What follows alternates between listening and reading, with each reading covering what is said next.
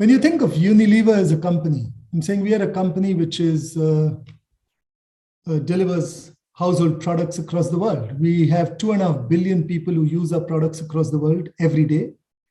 And as a company, we are hugely dependent, probably one of the largest users of agricultural ingredients like soft oils and vegetables, etc.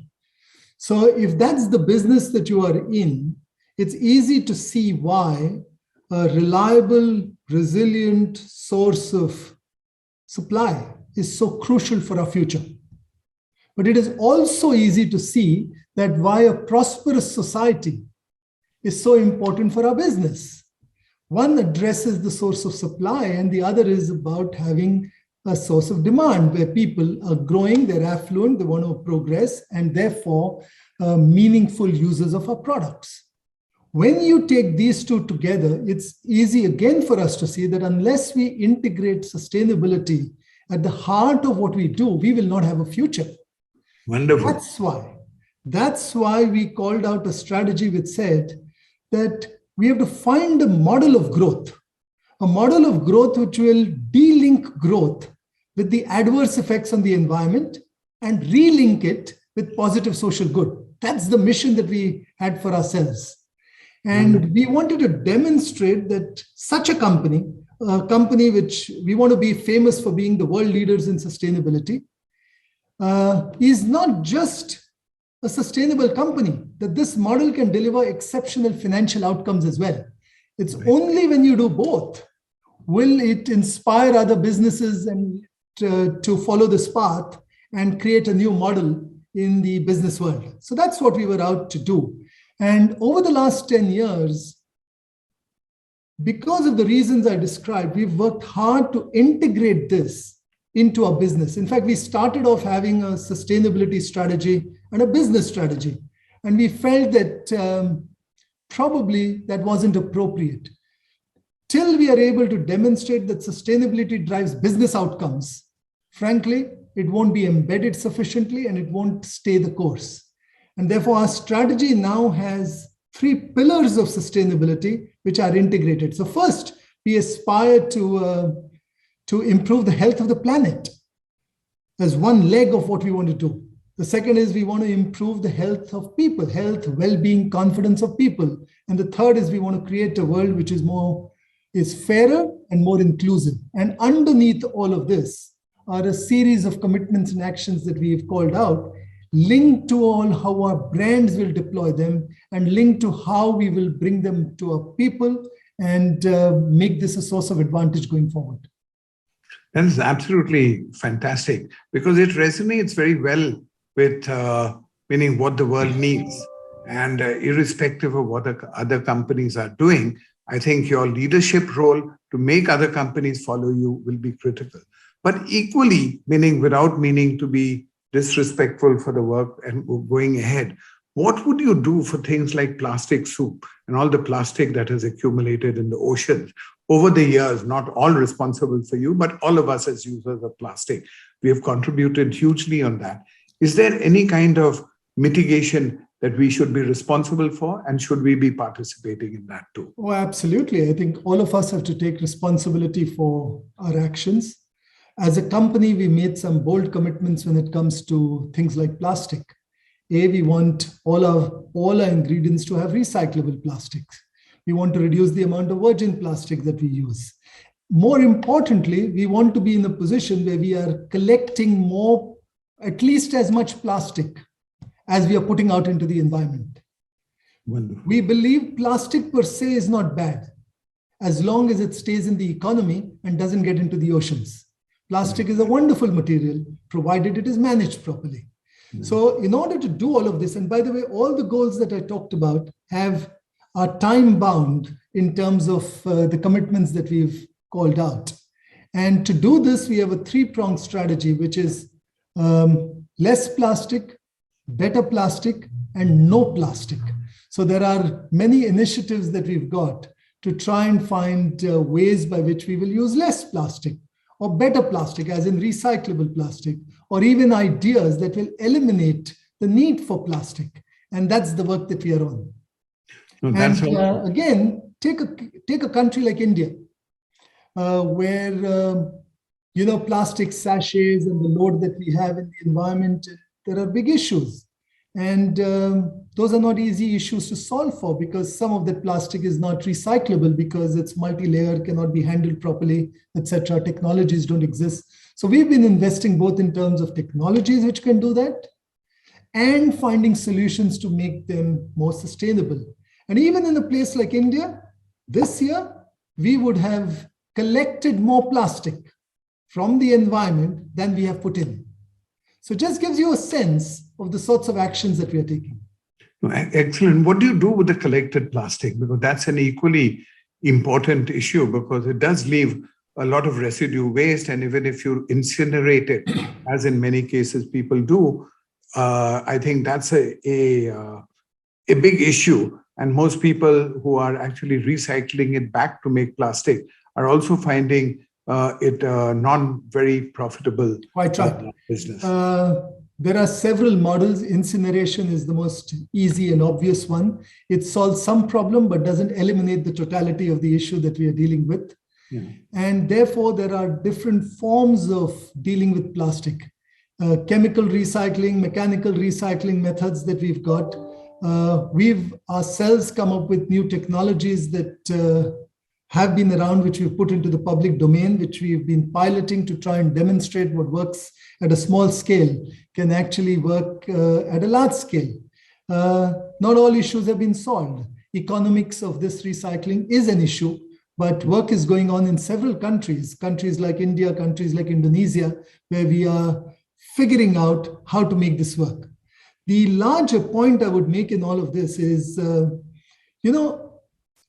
our big problem has been that the world at large has not confronted this issue as it has confronted many other issues.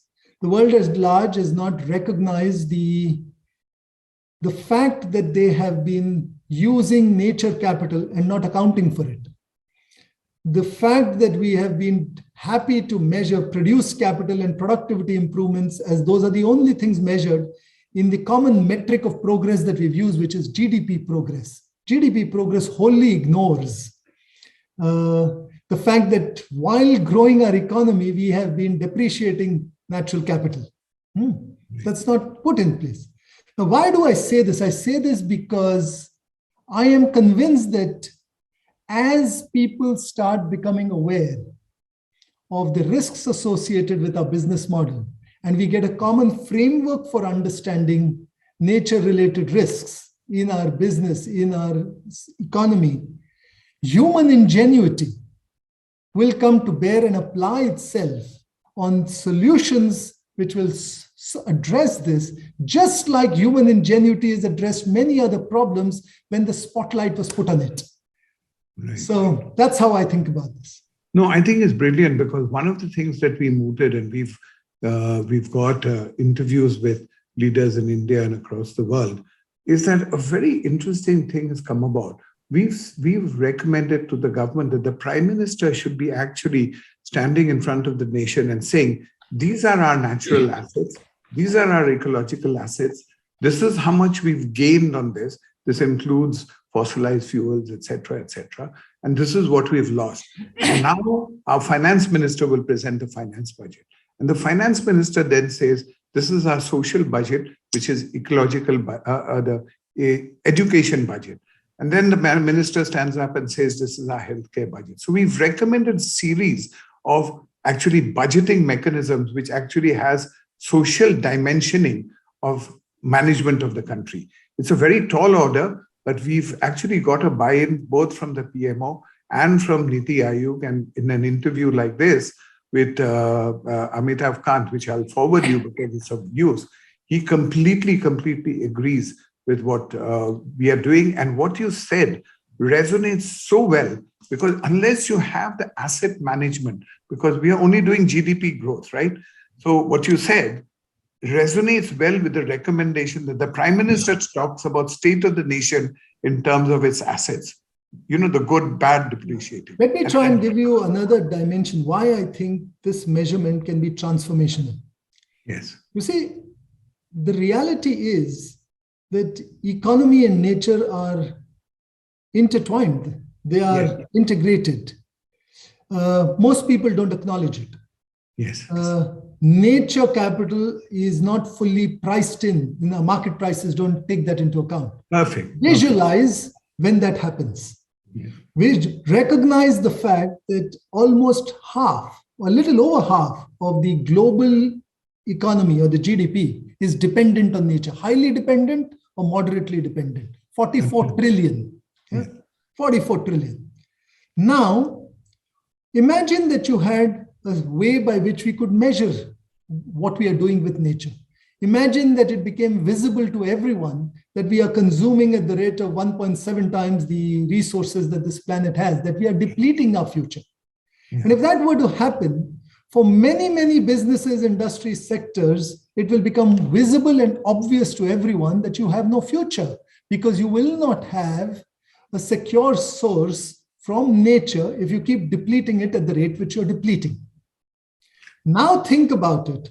If you are an investor, now an investor, we all know that the share price of a company, frankly, is only a function of, largely a function of, the view that people have about its future cash flows. Only less than 4-5% of the value of a company is attributable to this year's cash flows. That's what a multiple of 20 means. Yeah.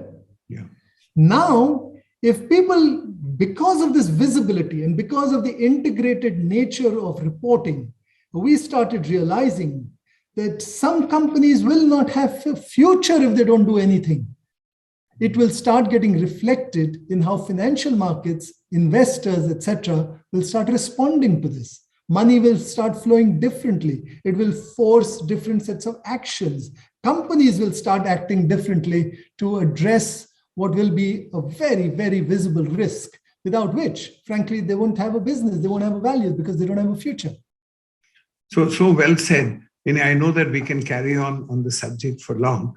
And I think we have many other dimensions to it. And you so well articulate everything. But I think at some point we'll just want over the next one or two sort of comments and conversational pieces, we will just wind it down and we'll get back to you. But the reality is that we believe that COP26 was, on an optimistic note, much more successful in terms of having sideline conferences, which they never had before. But one of the biggest omissions that they've had, and especially India, is in reforesting.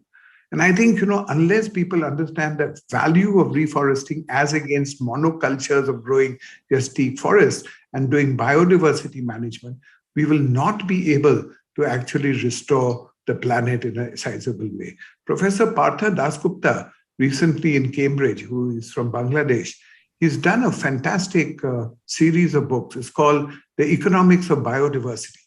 And actually, this economics of biodiversity quite exemplifies what really is biodiversity and how does it happen. And in that, we, along with Professor Dasgupta and Nick Stern, have created financial asset classes. So we've said if a forest, a pristine forest, is just a forest, and we just took the basic value, if we cut the forest and sold the bamboo and the trees and the fruit trees and the medicinal trees, we'll get a certain value. But we said the next layer is that what do you do in terms of conversion? So we said there's a medicinal one, there's a food, there's clothes, there's housing.